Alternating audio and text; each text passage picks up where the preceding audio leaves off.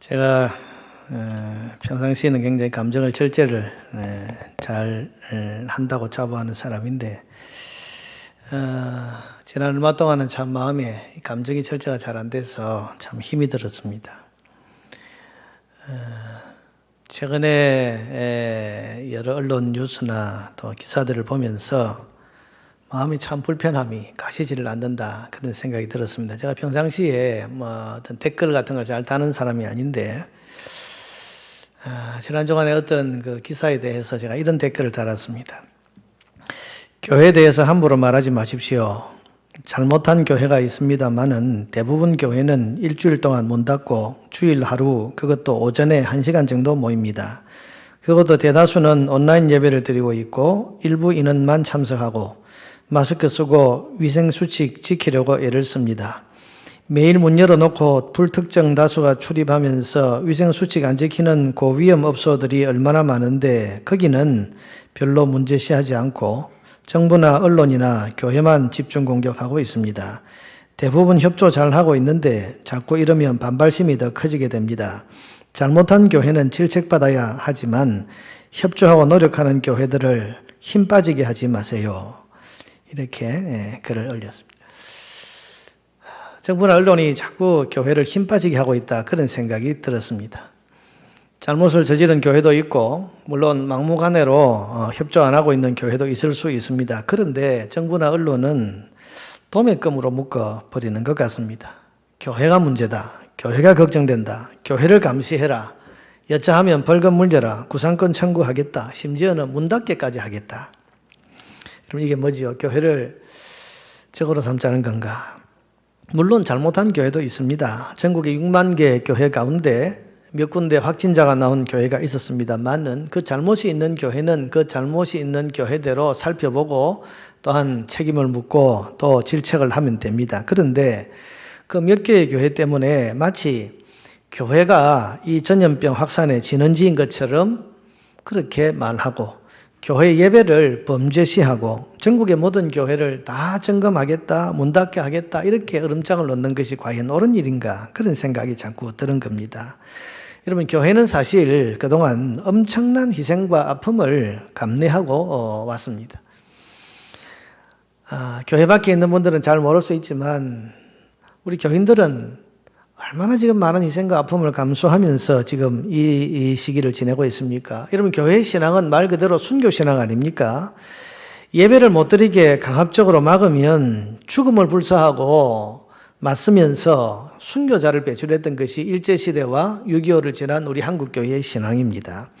여러분 이것은 1년에 몇 번 시간 날 때 절에 가보는 불교하고는 주일 성수의 차원이 다릅니다. 개념이 다릅니다.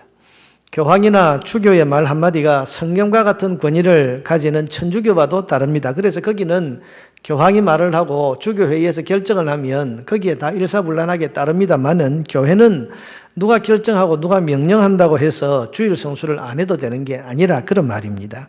여러분 한국교회 교인들의 신앙의 DNA 속에는 주일 성수에 대한 강한 의지 그게 들어있지 않습니까? 여러분 그런 교회들의 80%가 지금 온라인 예배를 드리고 주일 예배를 바꾸었습니다. 여러분 이건 굉장한 일입니다. 사람들은 그까지 예배 한 달쯤 안 드린다고 천국 못 가냐 그렇게 말하지만은 교회는 천국 가기 위해서 주일을 지키는 게 아닙니다. 헌금 모으려고 주일 예배를 강행한다 그런 언론들의 이야기는 사실은 입에 올릴 가치도 없는 이야기입니다. 여러분 지금까지 우리가 배워왔던 한국교회의 신앙이 주일 예배는 목숨보다 더 귀하다는 것이기 때문에 우리가 지금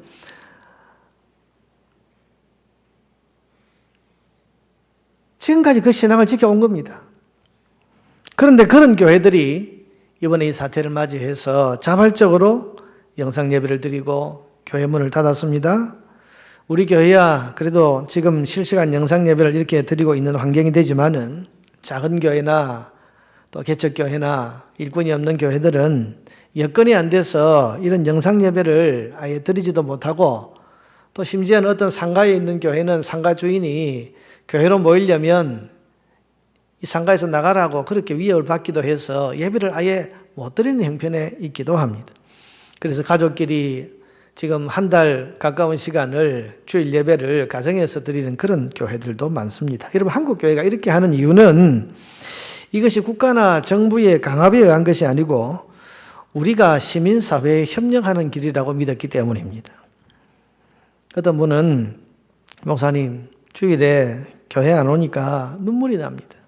영상 예배를 드리는데 눈물이 하염없이 흘러내렸습니다. 그렇게 저에게 이야기를 하시는 분들이 있고, 목사님 예배당 문이 닫혀 있는 걸 보니까 가슴이 답답해서 견딜 수가 없습니다. 이렇게 말씀하는 분도 있었습니다. 그만큼 여러분, 우리 신앙인들의 아픔이 지금 많은 겁니다.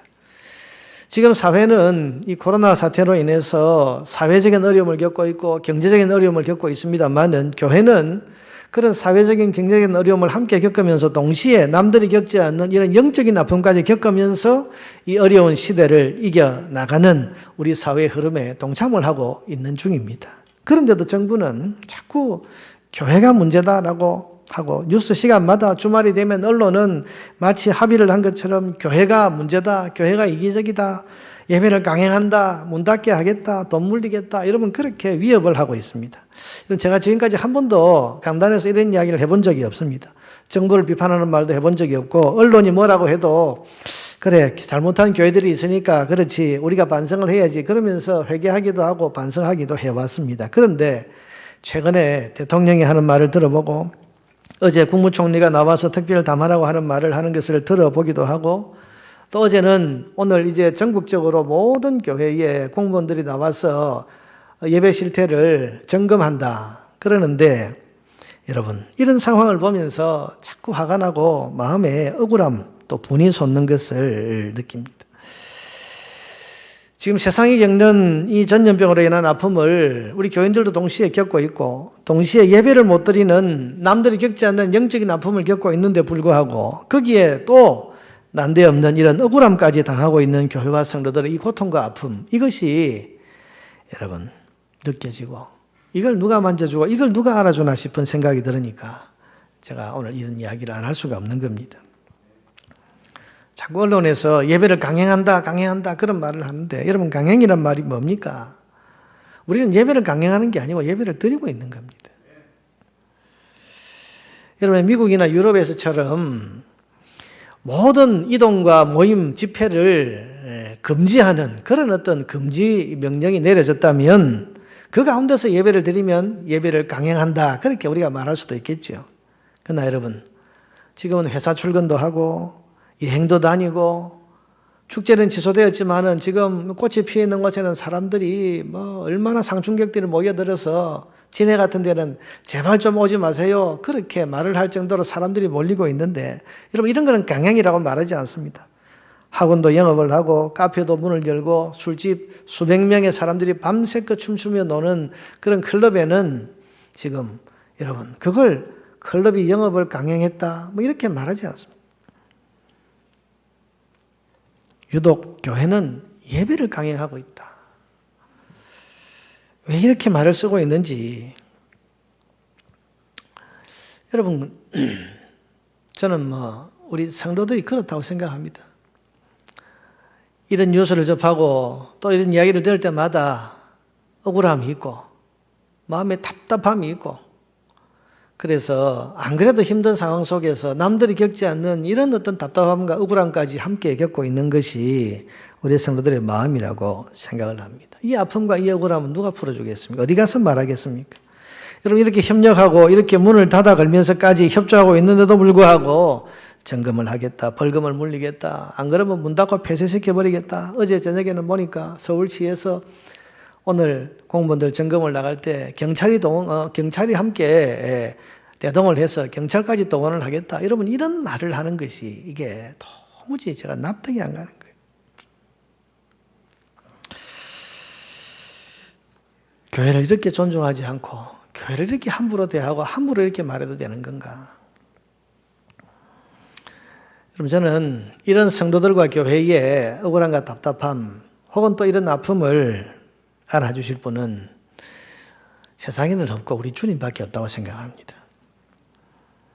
이 억울함과 또 부당하게 마치 이 전염병 확산의 원인이 교회고 예배라고 생각하게 만드는 이 정부와 언론의 어처구니 없는 은사들 앞에서 우리의 이 답답한 가슴을 만져주고 위로해 주실 분은 오직 우리 주님 한 분밖에 안 계신다고 생각합니다. 여러분, 지금이 그럴 때가 아니지 않습니까? 아까 우리 오동동 동장님이 오셔서 제가 대화하는 중에 제 마음이 참 그래도 많이 누그러뜨려졌습니다. 제가 아까 일부 예배를 할 때만 해도 제가 굉장히 감정이 예민했는데요. 우리 동장님 와서 대화를 하는 중에 이게 현장에 있는 공무원들은 그렇지 않구나 그런 생각을 하면서 교회를 존중하는 분들이 참 많구나 이런 생각을 하면서 마음에 참 감정이 많이 누그러뜨려졌습니다만은 여러분, 정부 당국자가 언론에 나와서 참 교회가 어려운 결정을 해주셔서 감사합니다. 이런 사회적 흐름에 동참하는 80%의 교회가 있다는 것이 너무너무 고맙고 감사합니다. 이 재난이 끝날 때까지 끝까지 도와주십시오. 여러분, 그렇게 이야기하면서 교회가 우리 사회의 희망 아닙니까? 이렇게 말해주면 교회들이 더 힘이 나서 아직도 동참하지 않고 있는 20%의 교회들을 또 설득해서라도 다 같이 동참할 수 있을 건데 자꾸 지금 열심히 잘하고 있는 교회들을 힘 빠지게 하고 있으니까 이게 참 답답하다는 생각이 계속 들었던 겁니다. 여러분, 그러나 어찌됐건 미우나 좋으나 우리 정부고 또 우리 공직자들이고 우리 언론들입니다. 억울하고 답답하더라도 우리가 주님 바라보면서 참고 인내해야 되고 그래도 저분들이 일을 잘해서 이 사태가 빨리 잘 끝날 수 있도록 함께 기도해 주시기를 바랍니다. 모든 건 우리 주님께서 알아서 다 해결해 주실 겁니다. 저는 그렇게 믿습니다. 자, 이제 여러분 오늘 본문을 보겠습니다. 오늘 본문의 상황도 따지고 보면 참 답답한 상황입니다. 우리가 본문의 내용은 이미 압니다만은 알다시피 예수님의 절친 나사로가 병이 들었습니다. 근데 주님은 어떻게 된 건지 와 보시지도 않습니다. 그 누이들인 마리아와 마르다가 예수님께 이 소식을 전했습니다. 그런데 그럼에도 불구하고 예수님은 끝끝내 오시지를 않습니다. 그러다가 나사로가 죽었습니다. 그리고 죽은 지 나흘이 지나서야 예수님이 그 무덤 앞으로 찾아오셨다는 내용입니다. 여러분, 죽은 뒤 무덤 앞으로 찾아오면 뭐 하겠습니까? 눈물 흘리려고 거기 찾아온들 그게 무슨 소용이 있겠습니까? 예수님 정도의 분이라면, 그 정도의 능력을 가지고 그 정도의 병을 고쳐주는 그런 권세 있는 분이라면 사랑하는 나사로가 병들었다는 소식을 듣자마자 당장 달려오셔서 금방 고쳐주시고 금방 웃음을 회복시켜 주셔야 될 건데 소식도 없고 연락을 해도 오시지도 않고 더 지체하고 더 꾸물거리고 여러분 그런 상황, 그러다가 결국은 사랑하는 이 오라비 나사로가 죽었단 말이에요. 죽어서 무덤에 들어가지 나흘이 됐습니다. 그제서야 뒤늦게 나타나신 예수님. 여러분, 마르다가 원망할 만한 하지 않습니까? 21절을 한번 보세요. 마르다가 예수께 여짜오되 주께서 여기 계셨더라면 내 오라버니가 죽지 아니하였겠나이다. 여러분, 원망할 만하지 않습니까? 주님이 여기 계셨더라면, 여러분, 이것은 주님 부재의 현실에 대한 원망입니다. 주님 왜 안 계셨습니까? 왜 우리가 고통당할 때 같이 안 계시는 겁니까? 왜 우리가 어려울 때 주님 곁에 계시지 않습니까? 우리를 도와주시지 않습니까? 주님 부재의 현실에 대한 원망이 이 마르다의 원망입니다. 여러분, 때로 살아오면서 여러분은 이런 주님 부재로 느껴지는 현실을 겪어보지 않았습니까? 평안할 때는 주님이 참 가까이 계신 것 같았습니다. 든든하고 좋았습니다. 언제든지 주님이 나를 도와줄 줄 알았습니다. 그런데 내가 어려움을 당하고 억울하고 아픈 일을 만났을 때 주님을 찾아도 주님이 보이지 않는 거예요. 손을 내밀어도 주님이 그 손을 잡아주시지 않고 내가 간절히 도움을 요청했는데도 불구하고 주님은 답이 없고 어디 계신지 알 수 없고 그 어려움을 고스란히 나 혼자 다 당할 때 여러분, 그럴 때 우리에게 이런 원망이 나오지 않겠습니까? 주님, 도대체 어디 계신 겁니까? 왜 같이 계시지 않고, 왜 속히 달려와 주시지 않고, 왜 나를 도와주시지 않는 겁니까? 여러분은 이런 주님 부재로 느껴지는 현실을 겪어보지 않았습니까? 아니, 지금 이 코로나 사태로 인해서 온 세계가 고통을 겪고 있는 지금 여러분도 혹시 지금 이 주님 부재의 현실을 실감하고 있는 것은 아닙니까? 지금 전 세계가 고통에 처해 있습니다. 이탈리아 같은 곳은 어제 하루만 해도 죽은 사람의 숫자가 700명에 달한다고 그럽니다. 세계 제1국가라고 하는 미국은 지금 전 국민 출국 금지령을 내렸습니다. 전 세계 경제가 내려앉고 학교가 개학을 미루고 공장이 문을 닫고 있습니다. 지금은 여러분 전염병 확산이 문제가 되고 있지만은 이게 조금 진정되고 나면 그 다음에는 이 코로나 사태 때문에 장사 못하고 문 닫고 손님 없어서 망하게 된 많은 사람들의 이 먹고 사는 생계의 문제가 여러분 큰 사회 문제가 될 것 같습니다. 이런 상황 속에서 성도는 교회는 또 얼마나 큰 어려움을 겪겠습니까? 말 그대로 여러분 지금은 재앙입니다. 큰 재앙입니다. 그런데 이때 주님 어디 계시냐 말이죠. 이 고통을 지금 우리가 겪고 있는데 주님의 모습은 어디에 가야 언제 어떻게 찾아볼 수 있겠는가 말입니다. 여러분 오늘 본문은 이런 주님 부재로 느껴지는 현실을 살아가는 우리를 위해서 기록된 말씀입니다. 지금부터 2000년 전 베다니 마을에 예수님의 절친이었던 나사로 가정이 겪었던 주님 부재의 현실을 통해서 오늘을 살아가는 저와 여러분에게 하시고 싶은 주님의 말씀이 기록되어 있습니다. 그래서 오늘 말씀을 보는 것입니다. 여러분 오늘 말씀을 계속 보겠습니다. 죽은 지 나흘이 지나서야 뒤늦게 찾아오신 주님은 오시자마자 나사로의 무덤으로 찾아가십니다.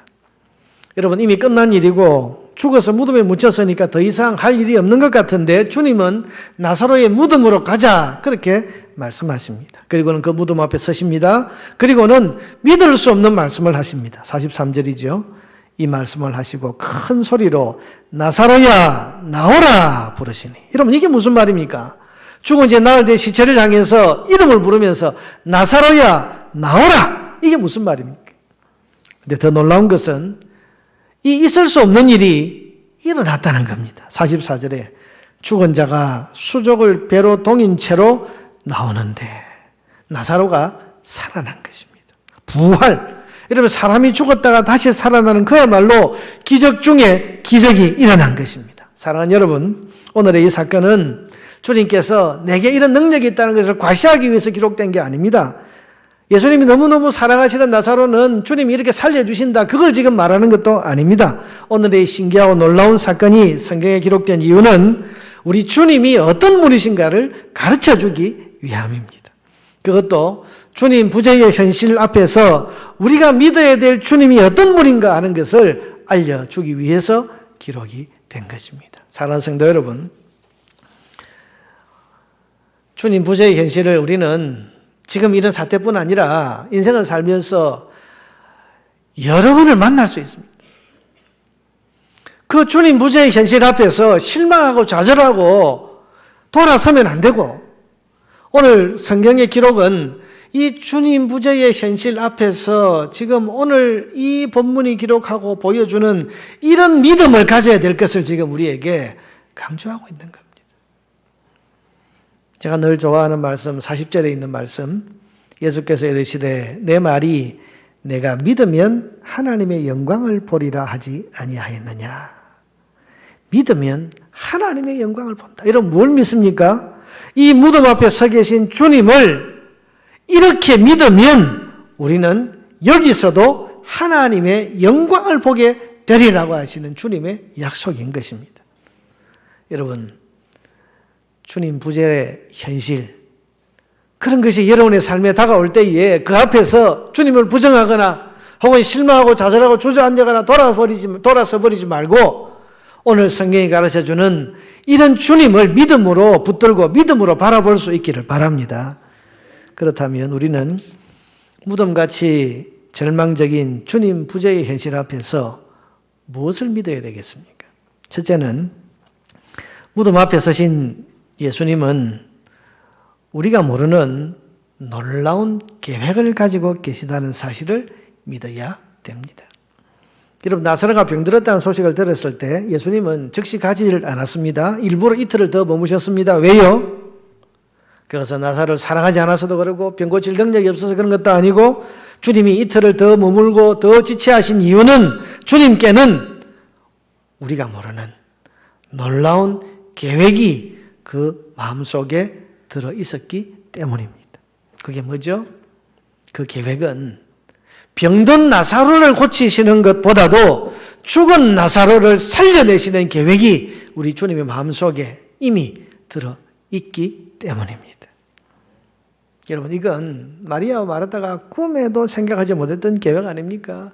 죽은 사람을 살려낼 계획을 우리 주님이 그 속에 품고 계시다는 것을 감히 세상에 어떤 사람이 짐작이나 할 수 있겠습니까? 사람들은 늘 자기 수준에서 말하고 자기 수준에서 원망을 합니다. 봐라, 자신이 없으니까 저러는 거다. 봐라, 건강할 때는 친한 척 하더니 병들고 죽게 생겼으니까 모른 척 하는 걸 봐라.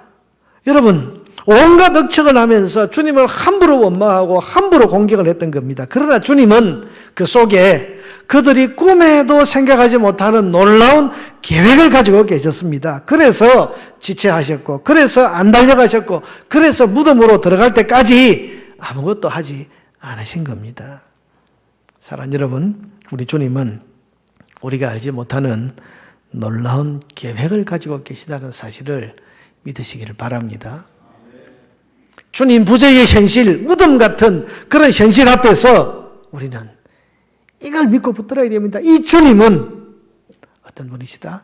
우리가 모르는 놀라운 계획을 그 속에 가지고 계시는 분이시다.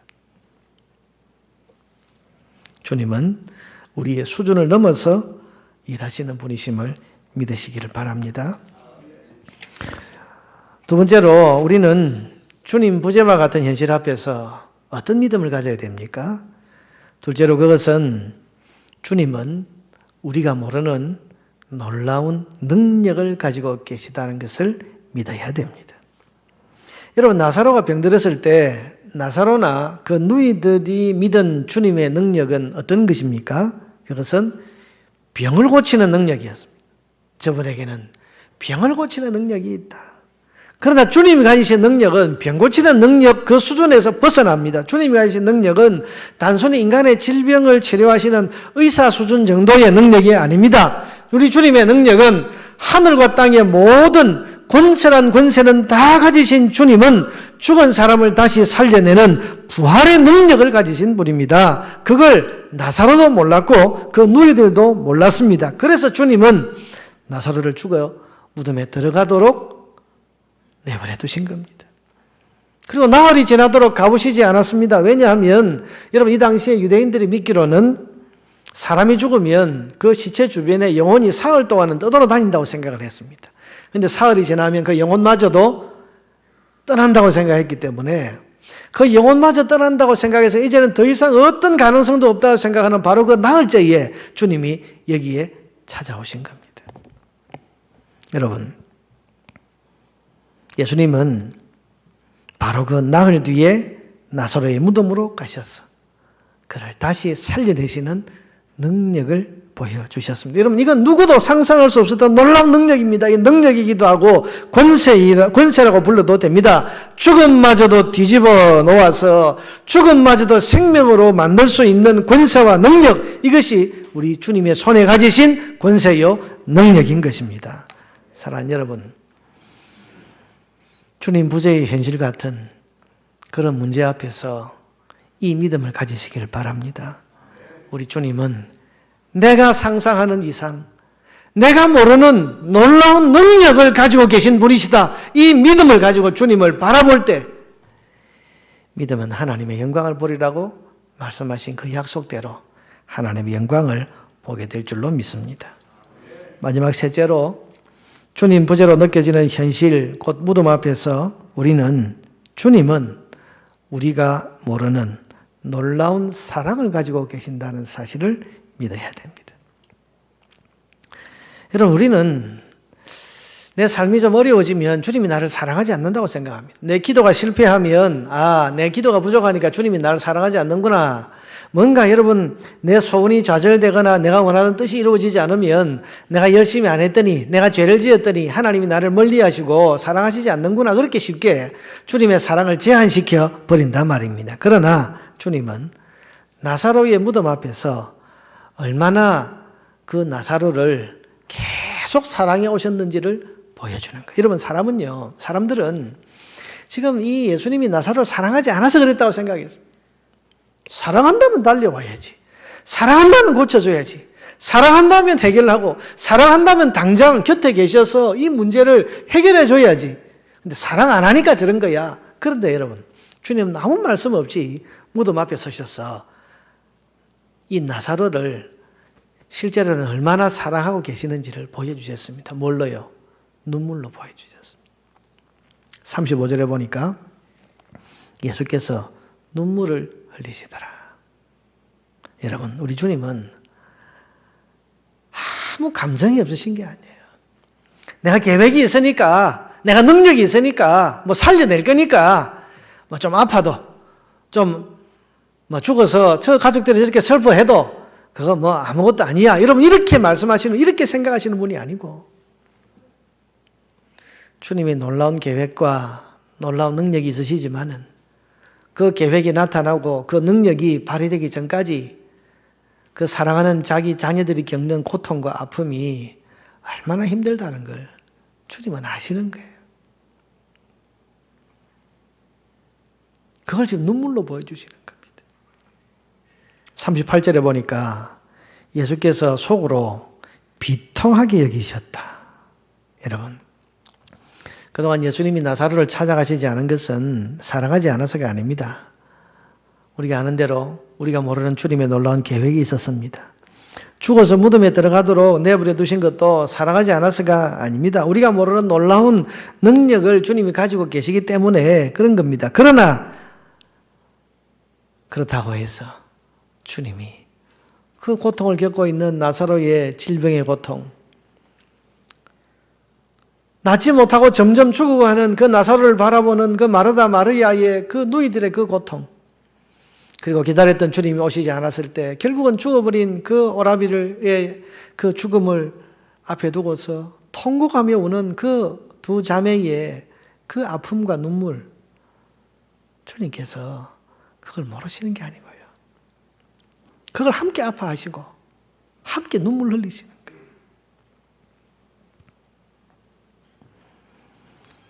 그걸 주님께서는 눈물로 보여주셨습니다. 내가 이 나사로를 얼마나 사랑하고 있는지. 주님의 마음이 비통에 젖은 것으로 우리에게 그것을 표현해 주십니다. 내가 내 사랑하는 자녀의 고통을 얼마나 비통히 여기는지. 그리고는 그 사랑하는 자의 무덤 앞에서 주님은 결국 그 품었던 계획을 드러내시고 그 사랑하는 자를 위해서 능력을 나타내 주심으로써 죽었던 나사로를 다시 살아나게 하셨습니다. 결국 주님이 얼마나 그를 사랑하시는지를 결과로 그들 눈앞에 분명하게 보여주신 것입니다. 사랑하는 여러분, 여러분이 고통당할 때 주님은 여러분을 모른 채 하시는 게 아니고 함께 아파하고 계신다는 사실을 기억하시길 바랍니다. 사랑하시는 거예요. 여러분이 실망하고 억울함을 당할 때 주님은 여러분이 그 겪는 고통 때문에 마음 아파하시고 비통히 여기시고 눈물 흘리십니다. 왜요? 사랑하시기 때문입니다. 우리는 종종 다른 사람의 아픔에 대해서 공감하지 못할 경우가 많습니다. 저도 그런 언행을 할 때가 종종 있는데요. 그거 가져가고 그러냐? 그게 대수냐? 그거 좀 참으면 되지. 조금 견디면 되지. 네가 몰라서 그렇지. 그거 다 좋은 거야. 여러분, 그렇게 너무 우리는 공감하지 못하는 말을 할 때가 많습니다. 제가 그렇습니다. 그러나 여러분, 주님은요, 그게 아니에요. 그까짓 거 갖고 그러냐? 너 믿음이 왜 그렇게 없냐? 뭐 그렇게 울고 앉았냐? 여러분, 그렇게 말하지 않고 주님이 이 나사로의 무덤 앞에서 눈물 흘리셨단 말이에요. 비통히 여기셨단 말이죠. 무덤에 들어간 나사로를 보면서. 주님께는 큰 계획이 있으시지만은 때가 되면 우리가 알지도 못하던 큰 능력으로 분명히 나타내실 것이 분명하지만은 그러나 그때가 될 때까지 아파하고 힘들어하는 고통받는 자기 백성을 보시면서 함께 아파하고 함께 눈물 흘리고 계시다는 사실을 우리는 기억해야 할 것입니다. 지금 우리 한국 사회가 많은 이 고통을 보시면서도 주님은 함께 아파하고 계십니다. 지금 우리 성도들이 당하고 있는 이 영적인 고통, 예배당에 와서 정상적인 예배를 못 드리는 것에 대해서 눈물이 흐르는 것을요, 주님이 아시고 그 마음을 주께서 공감하시면서 함께 아파하시는 거예요.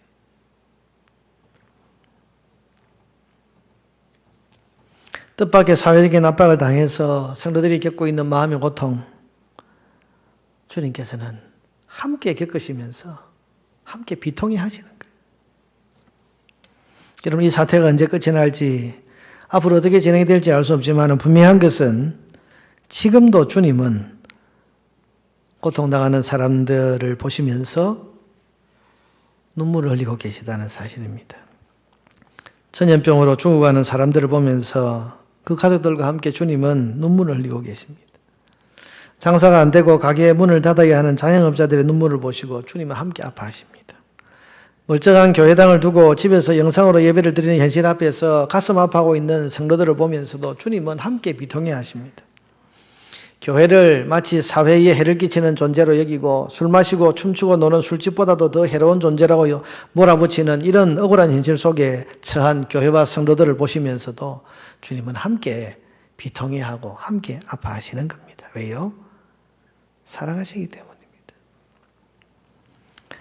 여러분, 주님 부재로 느껴지는 현실을 만날 때 나 혼자 힘들게, 나 혼자 주님 버려두고 나 혼자 이 아픔을 당하고 있다고 생각하지 마세요.